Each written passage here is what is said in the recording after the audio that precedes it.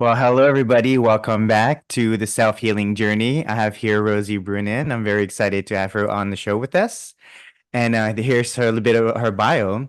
Rosie is a holistic provider trained as a family nurse practitioner, sound meditation guide, and yoga instructor.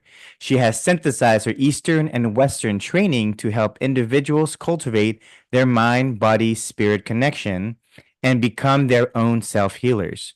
She loves creating spaciousness for personal and collective healing through working one on one with individuals and leading small self healing group sessions. You can experience her offering online and in person in San Diego. So, welcome, Rosie, and thank you for joining us. I mean, I think your bio is the perfect theme for our show. So it fits perfectly to have you on our show today. So, thank you. Yeah, thanks so much for having me. I'm really grateful to be here. Yeah, I'd love to kind of dive into just some of your background. I think for everybody, I'm always kind of wondering what is it in their journey that kind of made them really think about why self-healing is so important.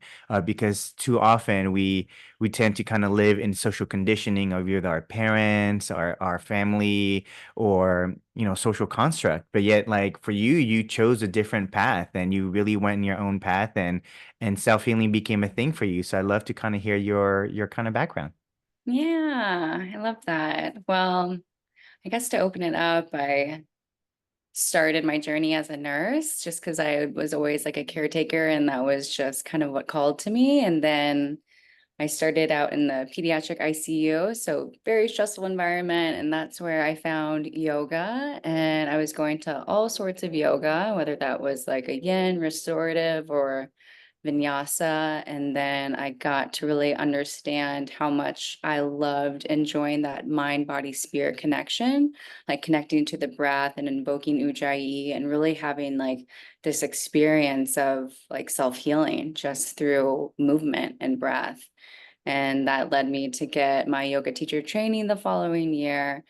But I feel like my healing journey didn't fully start until a couple years later when it was 2000 and I want to say 17. I experienced my first panic attack. And honestly, sitting across from a psychiatrist in Western medicine that had nothing to do with wanting to actually heal the root cause of what was going on. He was just like pushing like a benzo on me and was like, yeah, just keep this around.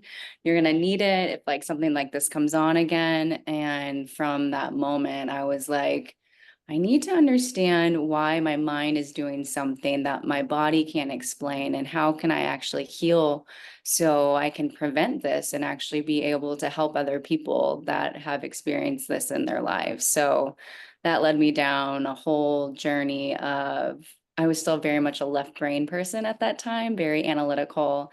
And so I was like reading more evidence-based literature, and just like books revolved around like integrating actual like evidence into why breathwork and meditation were so helpful.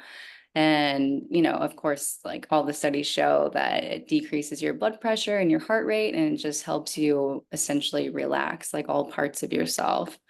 So that was the beginning of that journey. And then the more and more I got into it, and I found other people who were really embodied healers, just helping me along my way understand more of like the right brain path, like this more intuition and creative side, and not being so, I guess, like one-sided in a way of, oh, this is only how it works, and only focusing on more evidence-based language. So, and then I think like 2019, I experienced my first sound bath meditation. It was under the stars, and I never heard about it before. And I remember the next day, like my mind was so clear, and they're like, I've never felt like the mental clarity and like the like resilience my body experienced. And that's when I knew that I needed to like learn about it and get into that more. So I went and did a training there in LA in 2019. And then I did another training in Thailand a couple years ago with like Tibetan bowls. So just having very two different trainings from obviously different people and backgrounds just really amplified how much sound can heal. And through my practice and through my sharing through sound meditations, I essentially would just do it for myself at home to heal my own mind, body, spirit. And then I would share it with others, whether it was one-on-one or small groups. And that's when like this light kind of went on, and I'm like, wait, we can actually heal ourselves if we're in the right environment, if we're around the right people, if we find the right guides, if we find the right people, and if we take the time to actually sit or lie down to practice this practice of going within, this practice of actually connecting to the mind, the body, the spirit, and awakening this energy within us. And that's where I think the magic happened. It's these moments where it's like absolute peace and bliss that come across you. And there's no other words to describe it other than like, oh, we are our own self healers. It's just we haven't really been taught how we can like tap into that divine intelligence that we have within. So it's just kind of been a journey now to, hopefully walk the walk in like my own spirit and help those along the way that are either curious about the journey, don't know about the journey, or those seekers that are already on the journey. So it's definitely an unfolding path, but one that brings me great joy is just, knowing that essentially if I do something for my mind, my body, and my spirit every single day, and just 1 minute a day for each of those categories, then I know that I'm really filling my cup.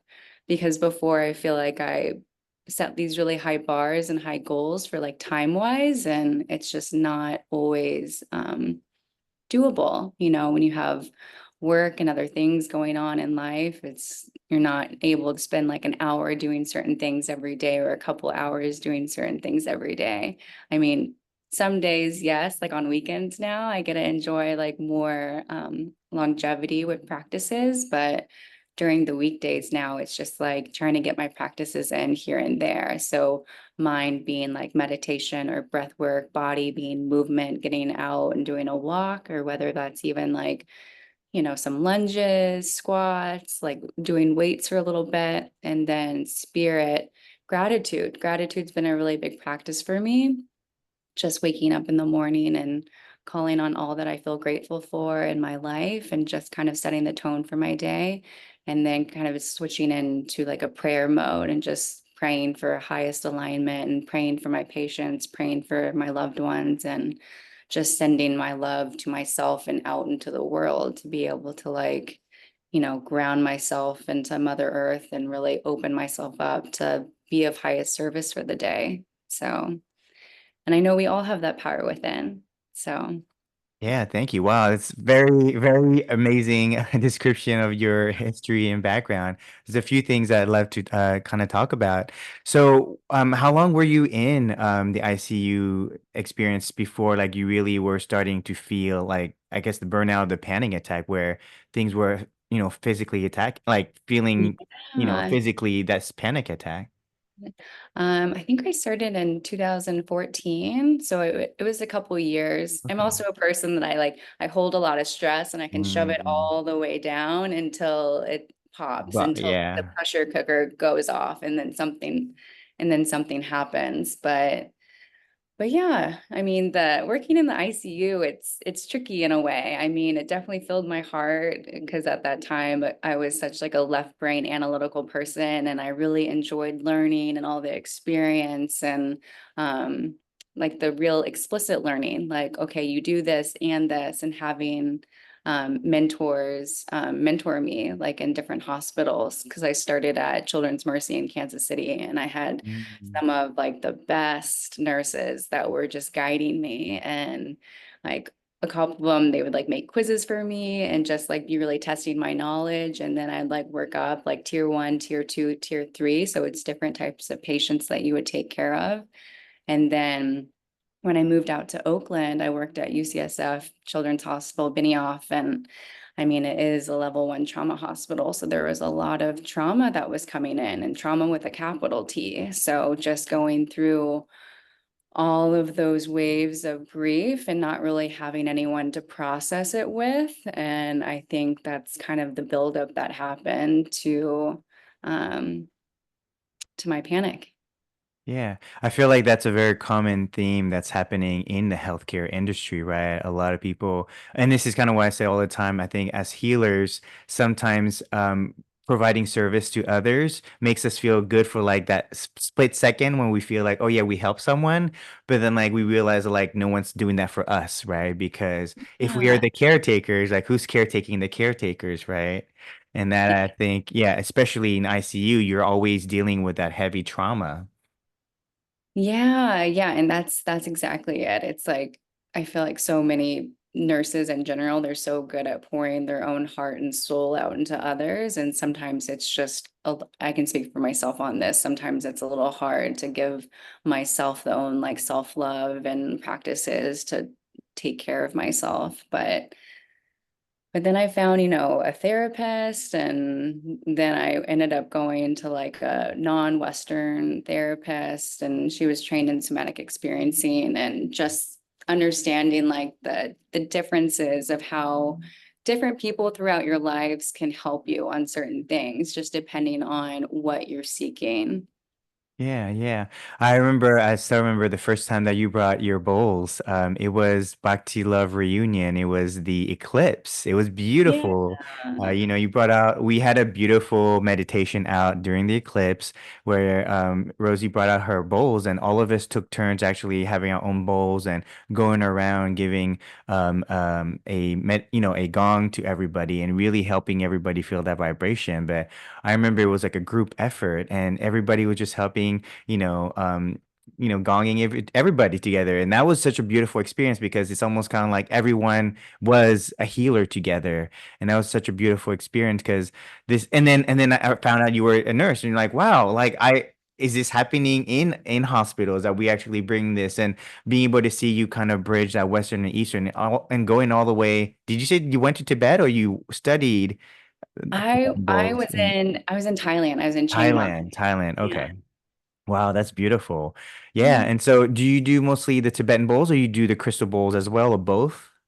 I do both. I do them for different things and depending in a sense, because like with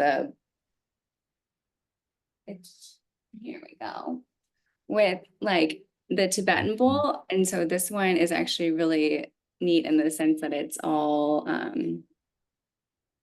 says Om Mani Padme Hum. Oh, So nice. Okay. Okay. Yeah. yeah, and then this is note B, so B being the crown. And it took me hours to figure out which bowl I wanted just because they're really expensive, so I could only Mm. get one.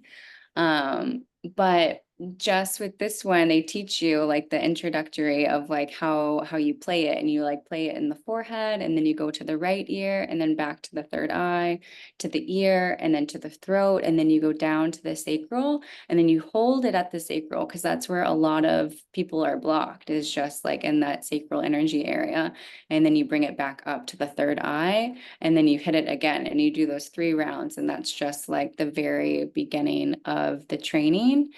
And then essentially you are in like a like making like a snow angel pose on the ground, Mm. and they have the bowls all around you and like the sacred geometry, and then the way that they teach is like essentially you're making like all these like crosses against the body and like making like triangles, and essentially bringing the energy to the person that's receiving. And what I found so interesting was like they never touch you, like you're taught to never touch the person, whereas I feel like here in the West, there's so much like hands-on energy exchange in the sense of like people are accepting of it. But um, in Thailand, it's just all vibration and it's all the energy in the room.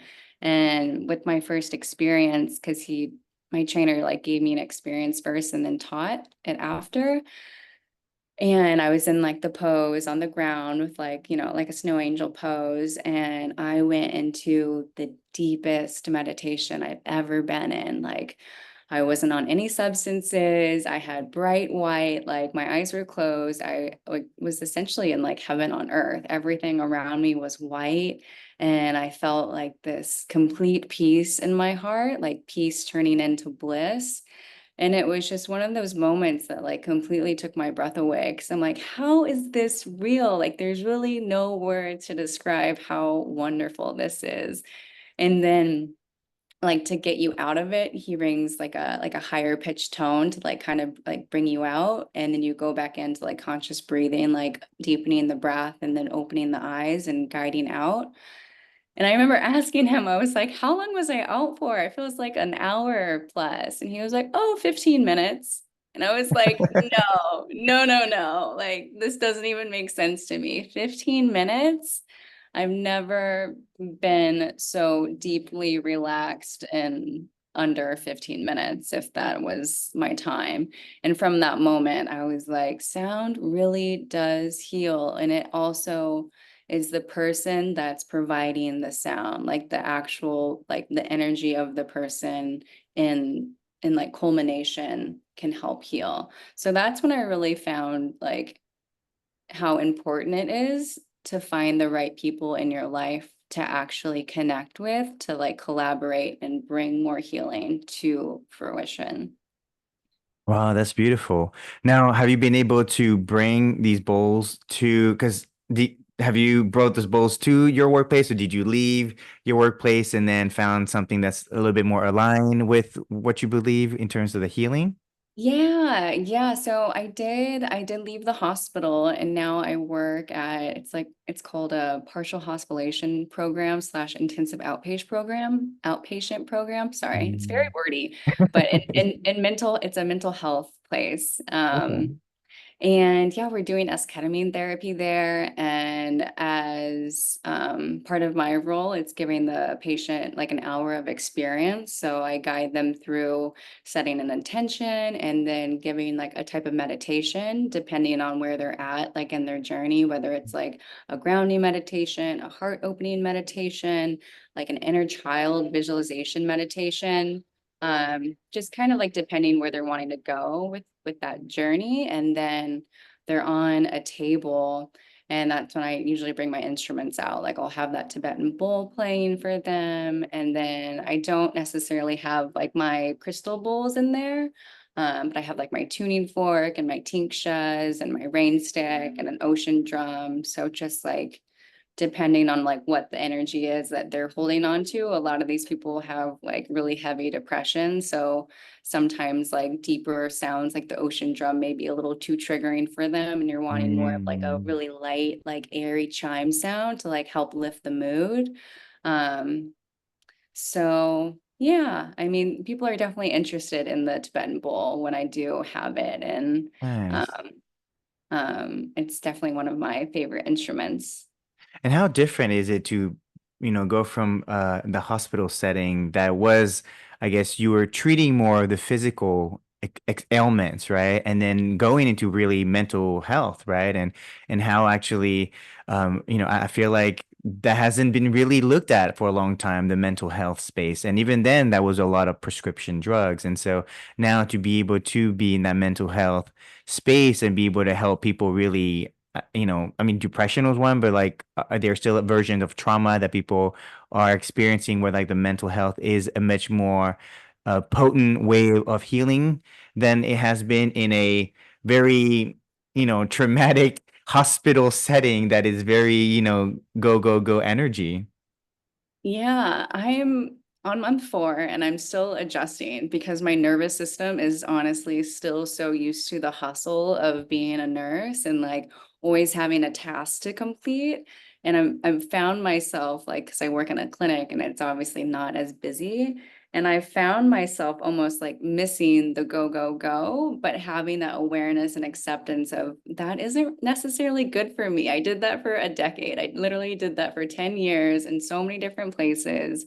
And now it's my time to like be in my soft girl era, you know, like Yeah, nice. settling in, not having an overactive nervous system all the time, knowing how to attune to like my own needs, and really just learning the discernment of it's okay to not be busy all the time.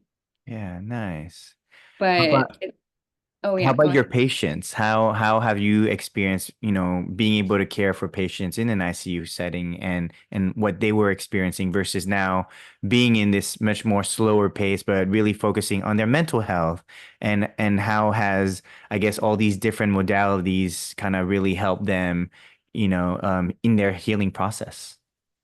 Yeah, I mean it's such a shift, right? Because in the hospital, I feel like you're really there healing like their physical body. And I mean, in my later years as a nurse, I was definitely practicing in a more holistic manner, like really trying to integrate mind, body, spirit healing just through like praying in the room and, wanting better outcomes for patients and whatnot. But you also just in the hospital, you would eventually see them get better, right? In the sense of their physical body and like their labs getting better and improving, and people weaning off like a ventilator and being able to breathe on their own. So like you were able to see those distinct differences um so clear.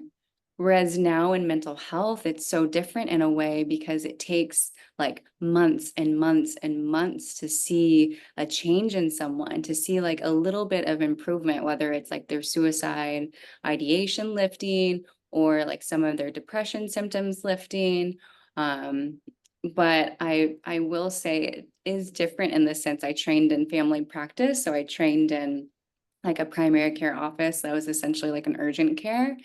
And I mean, it's not like I was hearing thank you all the time, but people would get a prescription, like come in for an ear infection. They'd be really grateful because like you're helping them because they're hurting, right? Like their physical body's hurting.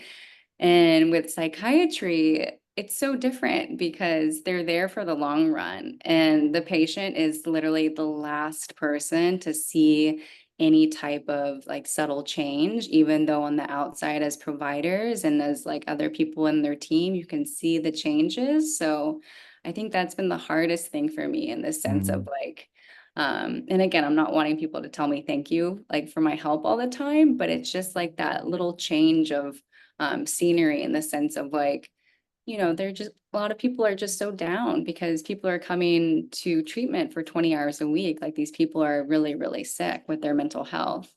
Um, so the change is just a little different.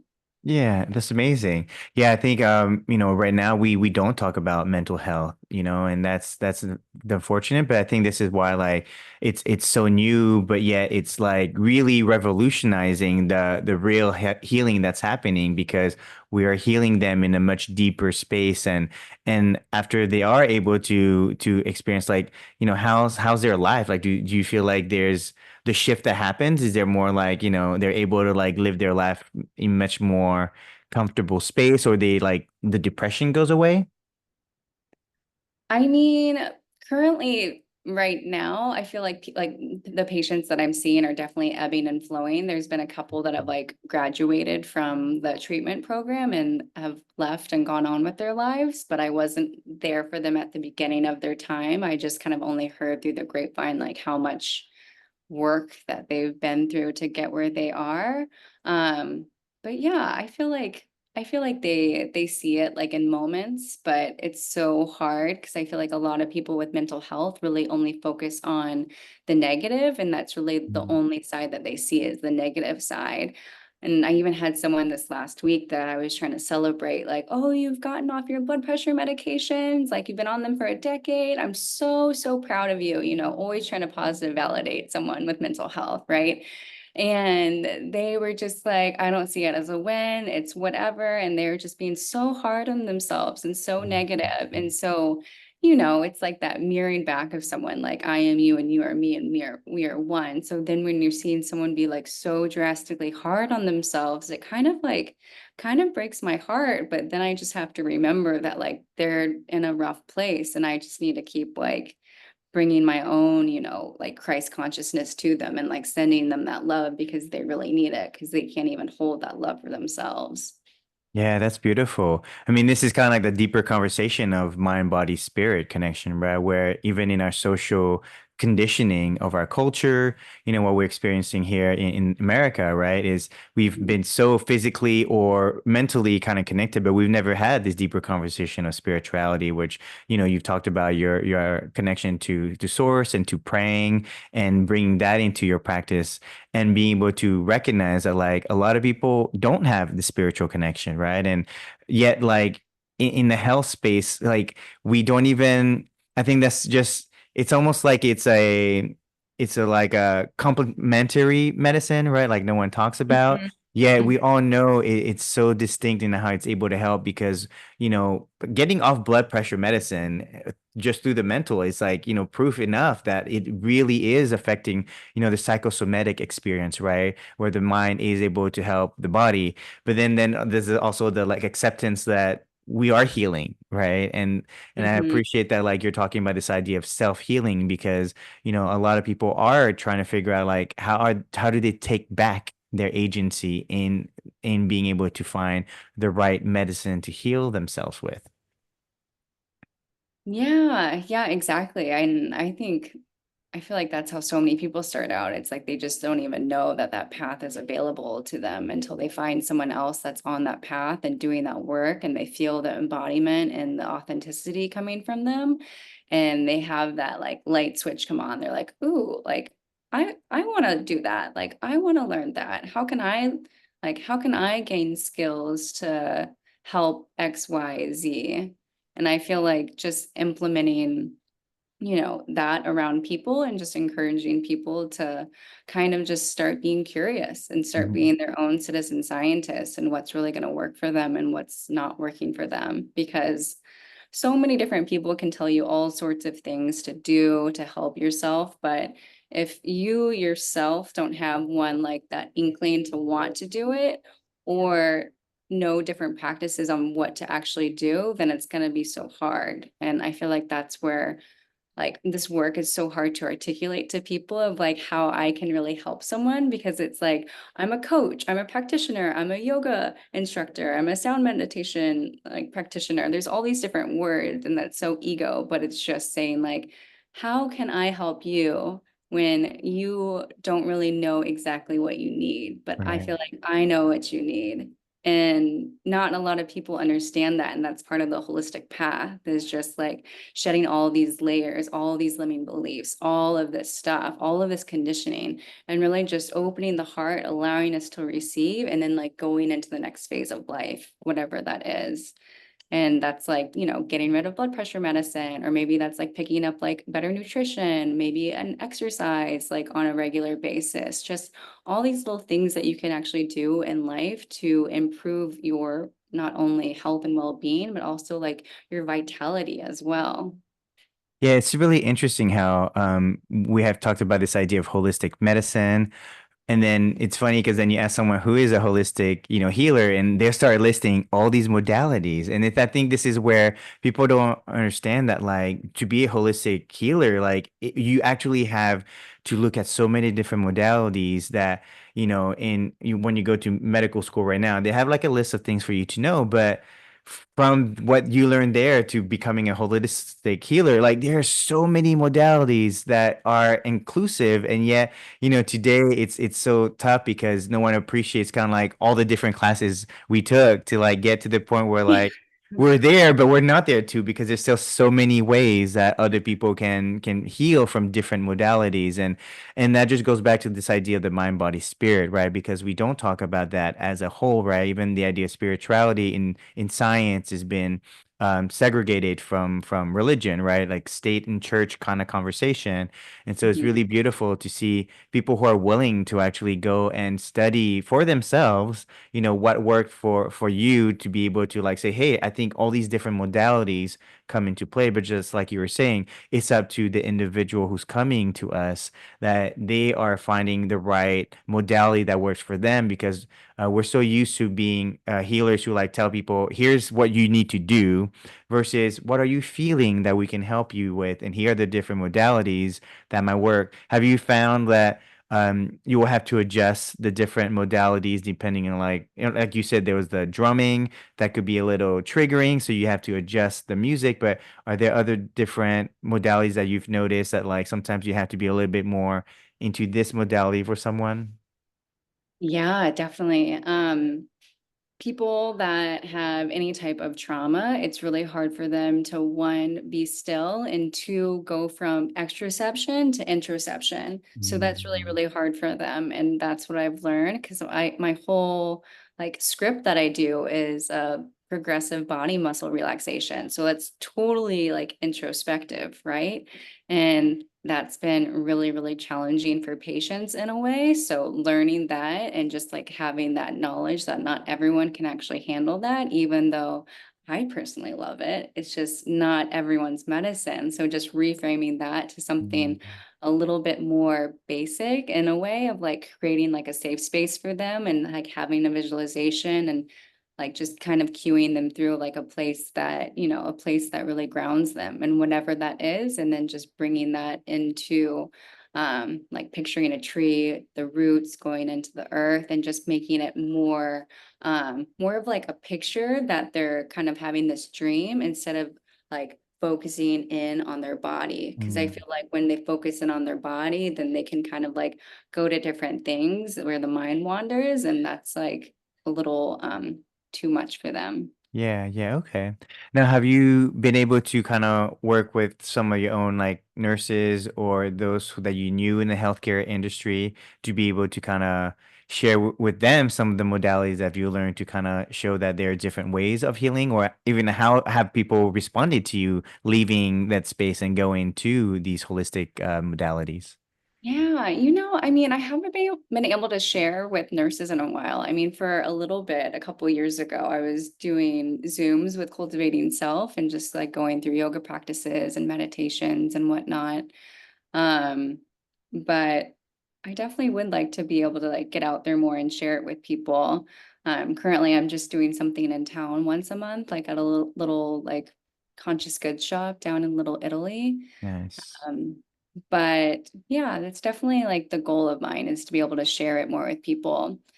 And I'm trying to create like little short reels on my Instagram just for like education, but hopefully having it land in someone and not be so like, I'm teaching you this. Because I feel like so many people are like tone deaf on social media now and they're just like yelling like and dancing and doing the most like ridiculous things like for the algorithm gods to like get the numbers Yes, boosted. right. Just also like I'm also just wanting to like do this for myself because that's also how I learned. Like when I was in graduate school, I would like do podcasts like to like teach myself essentially. Like I would just like list off information and then listen to it before my boards and then just also hope like maybe this would land in someone else's lap that would be beneficial. And that's the same thing with my reels. It's like, sure, I don't get that many likes or views, but there's a bigger picture than that, right? Yeah, I've definitely seen your reels, and I've definitely seen you being able to try to explain kind of what you're going through and helping people understand, the understanding of why you love these modalities and what they're doing to you. Because it's really funny. Social media is kind of like this weird, and it's kind of evolving. But I think there's this like dichotomy of like the people who are, again, like you said, praying to the algorithm gods, and you see these really annoying, like, 5-second clips. It was like the really long text, and you're like, oh my God, what's happening? And you're like, oh, that's the algorithm. Like, yeah, but like the content sucks. And then you Yeah. have people who are actually sitting there saying, hey, let me tell you about my story and sharing from the bottom of my heart, right? Because I think what's happened today is we need new types of what people call thought leaders at one point. Maybe we're heart leaders, right? Where we Mhm. are as healers trying to express these different modalities that have worked for us that no one's advertising for us, right? No one's advertising sound bowls or sound healing.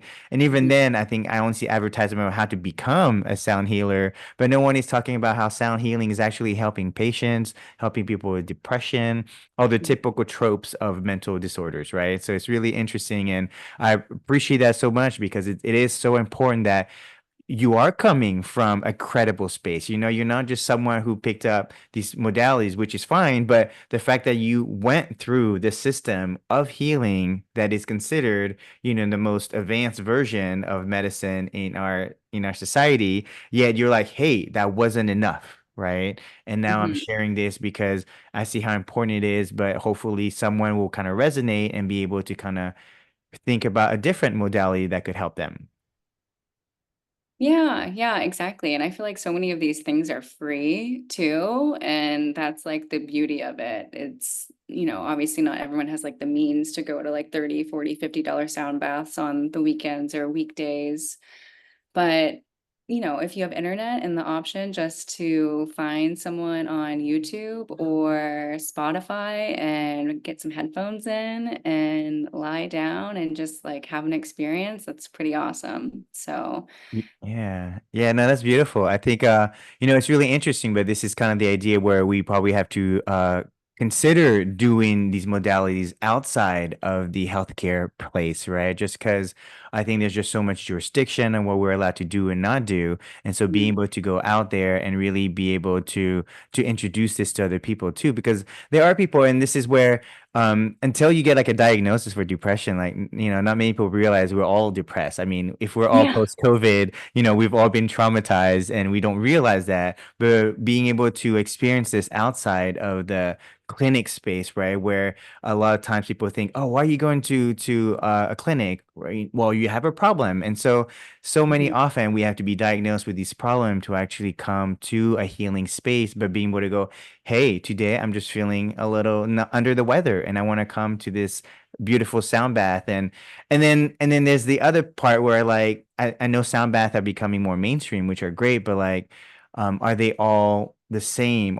Do we trust that everyone is coming to sound bath to be at the same level of like because you've learned different techniques, but are some mhm, techniques just people are just sitting there playing the music, or are there people who really understand the different ways to actually really tap into the mhm. healing with other people, right?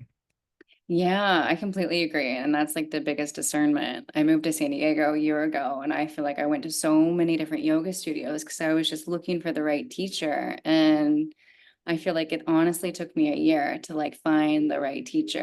And once you find the right teacher, you're like, glowing because you're like they're doing the work, like they get it, like they're just pouring out so much energy. And I found that, and it took a year, and I feel like I have my life back again Yeah. because it is really important to like find those people, find those healers that actually align with you and get you to that place that takes you further than you can get yourself. And that goes same for like providers too. And I'm sure you have patients that reach out to you because they need help. And same thing with like other types of healers, whether that's a therapist, whether it's a naturopathic doctor, whether it's just anyone in the healing realm that can help someone with whatever they're going through. So I Yeah, think that's yeah. also important. It's like people need to try different providers and different people to figure out what is the best fit, other than like sticking with someone because they've been with them for a long time, and not like wanting to throw like a wrench in their care and like start things over and fresh.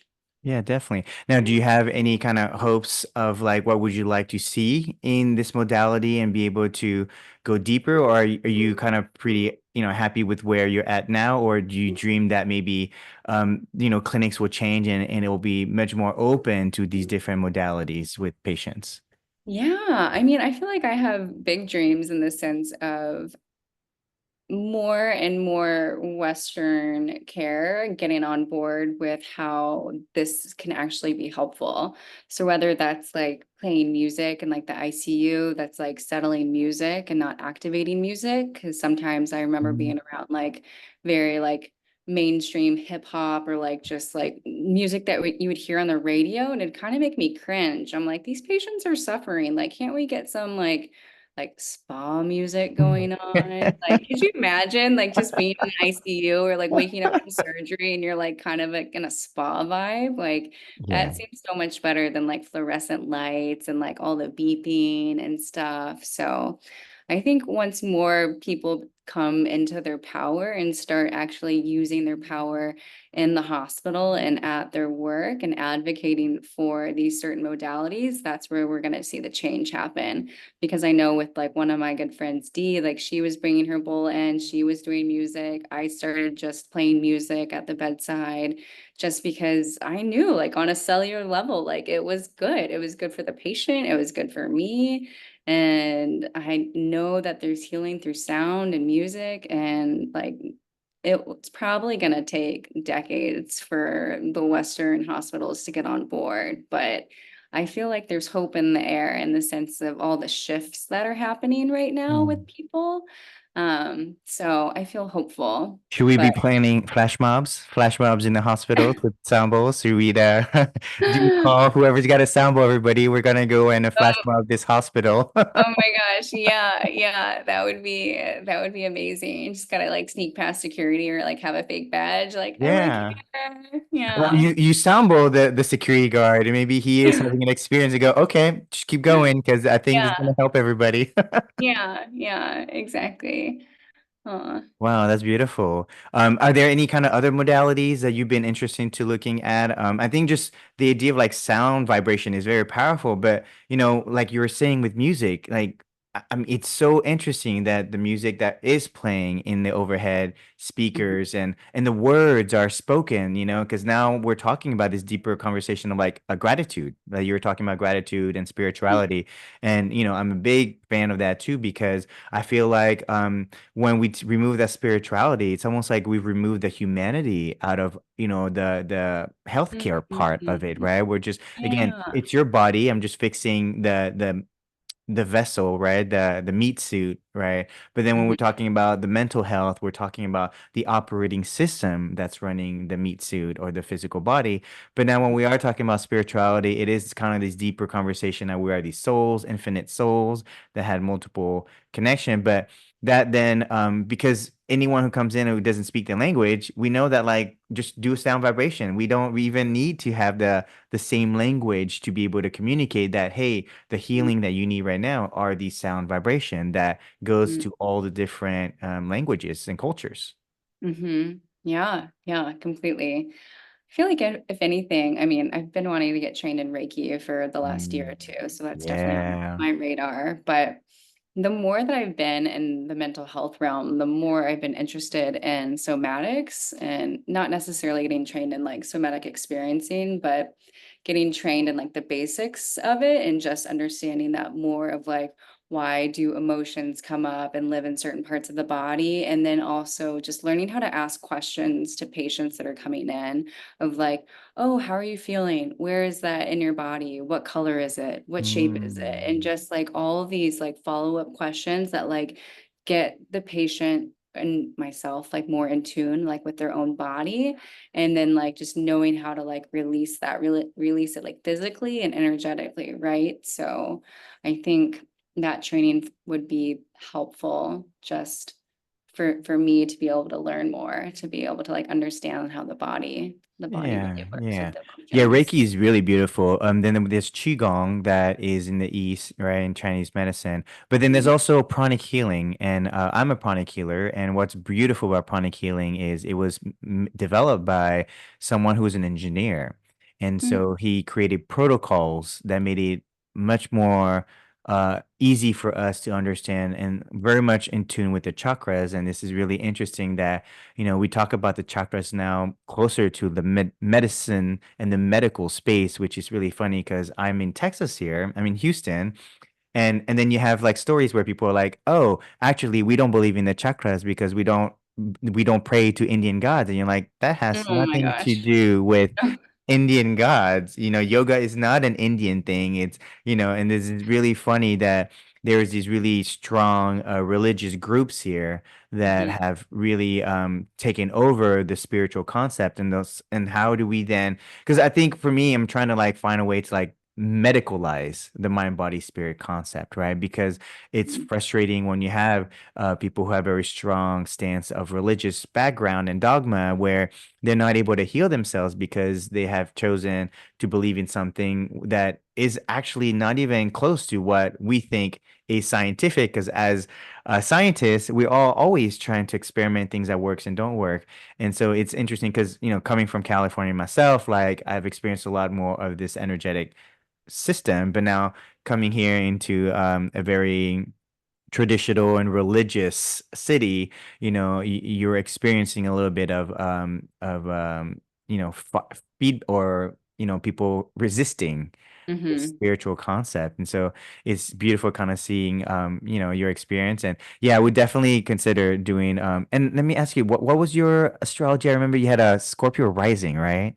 Yeah, Scorpio rising, and my sun is Pisces, and then Okay. my moon is Scorpio. So I'm really moody. This is your your water sign too. Yes. Yeah, it's really beautiful. And this is kind of some of the things that I've really mentioned to a lot of people. Why I like to do astrology with people too, in Mhm, understanding yourself is that and the reason why you went into it is because your energetic field, so your mind, body, spirit is connected to what I call the rising is connected to your physical body, your sun is connected to your consciousness, so more the mental, but yet like your moon is connected to this energetic field, right? mhm, And so when we talk about the physical, the sound bath are resonating to water because water is vibration as well. It picks up vibrations constantly. We talk about water having memory. And then when we talk about the mental, this is the Piscean energy, and that has this idea that is connected to everyone. And so you've really been able to show how, like, even just praying and having gratitude to everything that is gives you like a deeper sense of healing, right? But mhm. then, like, your moon is in a Scorpio, and that's where I was like, yeah, you should definitely go into these modalities because our bodies are magnetic as well as it is electric, right? And so when you do learn a Reiki or pranic healing experience, you're able now to address people in that emotional body experience. And so in Chinese medicine, the organs actually hold the emotions. However, they express themselves in the fascia layer because the fascia is what people are realizing are this liquid crystal matrix.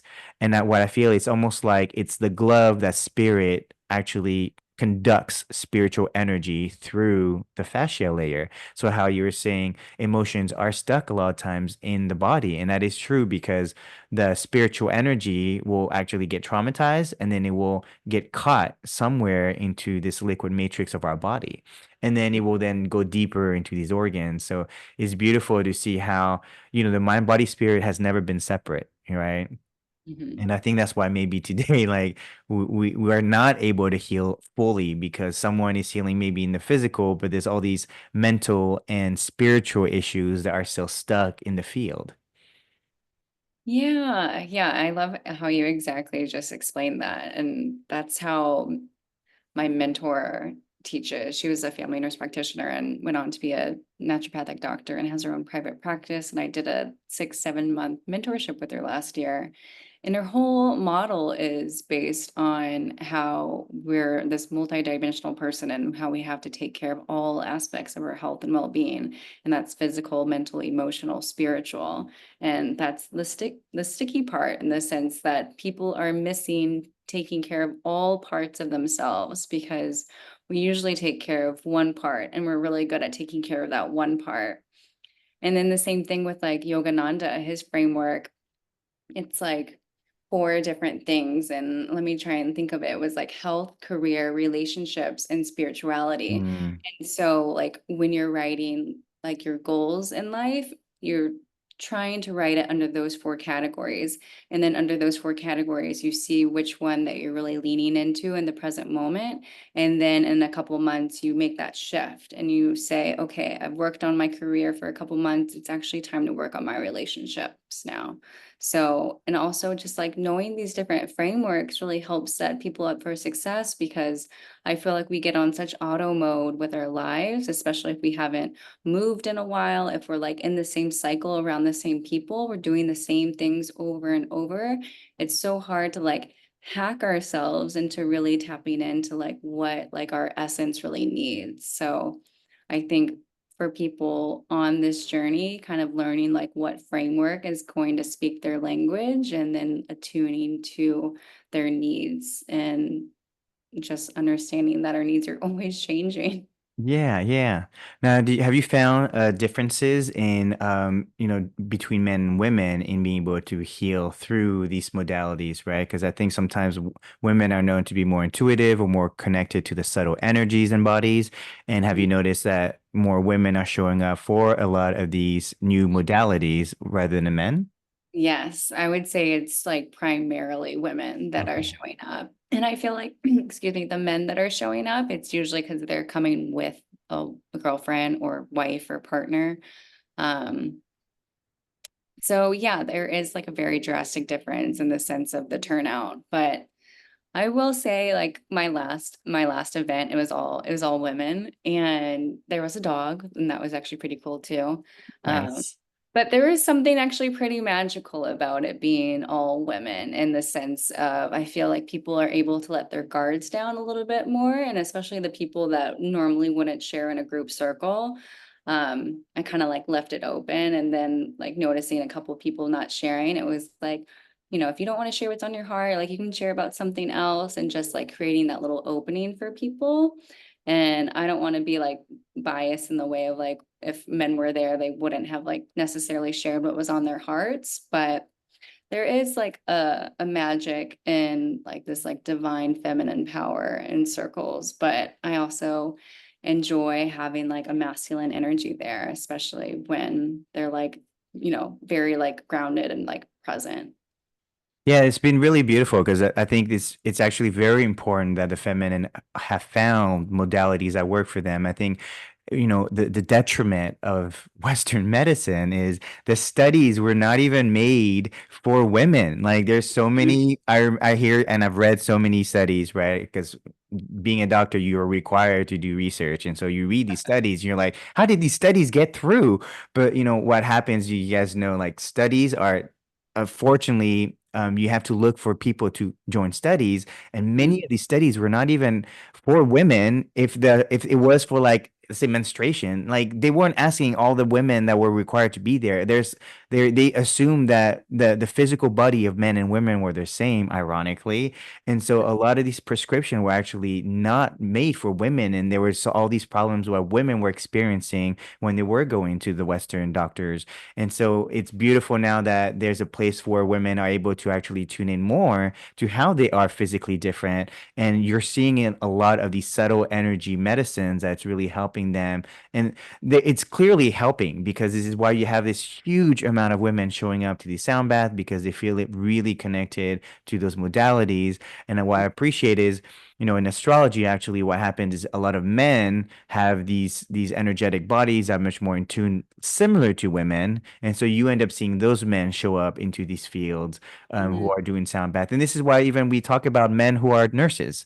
Men who are nurses, I always tend to find they have water elements, but strongly cancer, right? Because cancer are much more of the caretakers. They love to take care of people and to feel other people's emotions, and they're empathic, right? Mhm. Versus, I'm sure that there's some women that are much more physically earthy or maybe fiery, and they don't show up to the sound bath, and maybe they're able to kind of experience the healing through more of a masculine energy, right?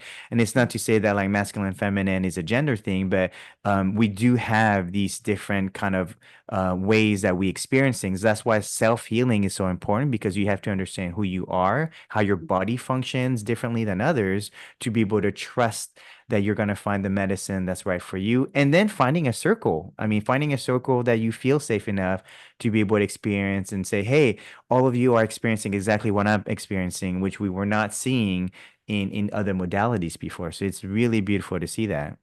Mhm. Mhm. Yeah, completely. And then also like the change too, because I feel like before I was doing like these like really big groups of like 30, 40 people for sound. And I mean, it's a lot to take on, like as an actual person holding the space for it, which I don't think really anyone, unless you're doing that work, understands, right? And then now, like with my last one, I was at like a really cozy place and there was 8 people max. And I was like, gosh, this is actually what I love doing because I can actually give like more attention to like one-on-one, like doing like, certain instruments on people and like moving through the room. And like it's all so catered to them compared to like when you have a really large class and you're just like doing, your music at the front and very like intermittent music on people and like healing on everyone. So I think that's also something in consideration for people that are wanting to go out and join different places. It's also looking at the group size and Mhm. understanding you as an individual. Like, would I do better in a small group or would I do better in a large group? Because there's like a drastic difference, like energetically, when you walk in a room and there's 30 people there versus when you walk in and it's like 6 other people and you're like, okay, this is nice. Yeah, yeah, that's definitely important. Wow, that's beautiful. And so to kind of round out the show, I'd love to have you kind of share, would you have any kind of tips for our audience on like what would you kind of share with them like would be important for them to know in their own self-healing journey? Gosh, I think just knowing that breath is your superpower. Breath is both voluntary and involuntary. And the more that you tap into the power of your breath through different breath work, then the more you're going to be able to heal not only your mind, body, spirit, but also your actual nervous system. And what I mean by that is just actually knowing the differences of when you should be doing activating breath work, like breath of fire, versus when you should be doing like a cooling and calming breath work, like nadi, like shodhana, like alternate nostril breathing, or people with mental health that are just always in this like fight, flight, freeze system in their nervous system. So they're always tapping into that sympathetic nervous system and not the parasympathetic. It's learning actually how to change your physiology, and changing your physiology is through slow paced breathing. So essentially making your exhales longer than your inhales, and just knowing that we have this power of tapping into our breath, but it's up to us to be able to actually use that power. So just wanting to empower people with their own power that they have within through the breath. Oh, thank you. That's beautiful. Yeah, I think breath work is super important. I think we definitely, I think I've had people tell me like, oh, I forgot to breathe, and it's so funny how so often when we're either stressed out or we're overthinking or like something happens to us and you're like, suddenly you're like, take a deep breath, go, oh my God, I stopped breathing, right? And it's funny, but it's not because actually we are so often working, overworking, doing Mhm, so many things and we realize that we're not breathing. And then there's some people who actually mouth breathe, right? mhm. And so you're not able to get fully the depth of what it is to breathe through your nose and be able to also, we talk about abdominal breath a lot because a lot of us breathe from our chest. And what happens is we actually tire our chest out and cause actually more anxiety because a lot of anxiety is kind of stored around here in our chest, which then connects to our heart. That's why there's so much heart issues in in our country. So it's beautiful to be able to share that with everybody. And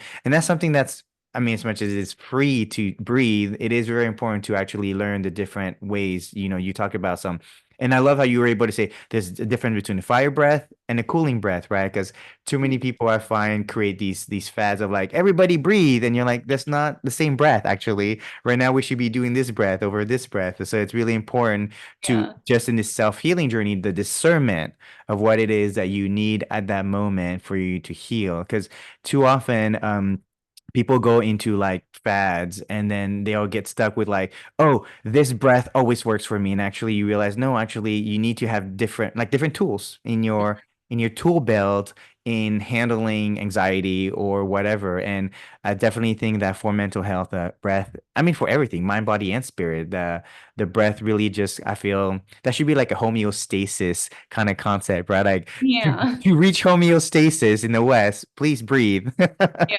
Yeah. And I I know love that that. people were having like a lot of these t-shirts where you like just breathe, right? And this concept of like breathing Yeah. to make sure that we're calming down and not kind of being stressed out. Yeah. Yeah. So thank you. Would you like to share with the audience where they can find you and more people can kind of learn more about you and what you're doing? Yeah, I have a website. It's rosiebrunin.com. It looks just like my name right there. And then I'm on Instagram. So let me see. I think that's holistic.rosie is my Mhm. Instagram. So those are really the things I try and post on my Instagram when I'm doing events. And then I have a very short, self-paced 5-week course, and it kind of just talks about everything that we talked about, like the differences in breath work, and I give little homework assignments, like or more reflection prompts, and I list like podcasts that have been really helpful for me and articles that are really helpful. So it's like a whole comprehensive self-paced journey. It's kind of Nice. like a gift from my heart to others. And it's only $30 because I want it to be accessible to people. Because again, I want people to learn how to be their own self-healers. Awesome. And that's on your website, right? They can find on your website. Mhm. Great. So I'll put all this information in the show notes so everyone can reach Rosie that way. So thank you again, Rosie, for coming on. I love kind of your journey. It's been a beautiful share of like how to, how to discern what is works for you and not work for you. So thank you everyone for joining us in this beautiful self-healing journey with Rosie Brunin. And until next time, we'll see you the next time. Thank you. Yeah, thank you, Charlie.